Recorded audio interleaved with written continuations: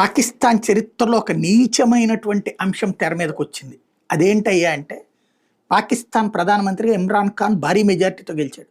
సైనిక సహకారం లేకుండా గెలిచాడు. ఫస్ట్‌లో సైనిక సహకారంతో గెలిచాడు. రెండోసారి సైనిక సహకారం లేకుండా గెలిచాడు. గెలిచిన వాడిని దించడానికి ఎందుకంటే అతను రూల్స్ మార్చాడు. సైన్యం ఆధిపత్యాన్ని తగ్గించే ప్రయత్నం చేశాడు.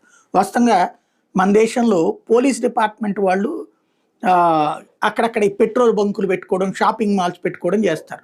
ఎందుకు? దాని మీద నుంచి వచ్చేటటువంటి ఆదాయంతో పోలీసులకు సంబంధించినటువంటి కుటుంబాలకి అనారోగ్యానికి మందులో, లేకపోతే వాళ్ళకి పెళ్ళిళ్ళకి ఫంక్షన్ హాల్ నిర్వహణ, దానికి అయ్యే ఖర్చులు ఇట్లాంటి వాటి కోసం పెడతారు. అయితే పాకిస్తాన్ ఆర్మీ దాన్ని ఏమంటారు, బ్యూటీ పార్లర్ నుంచి ఇస్త్రీ షాప్ దాకా అన్నీ అదే నడుపుతుంది. 30% బిజినెస్లు పాకిస్తాన్లో వాళ్ళే నడుపుతారు. అక్కడ పాకిస్తాన్లో సైన్యం పని ఇవే ఉంటాయి ఎక్కువ. అంత ఇదిగా ఉండేటటువంటి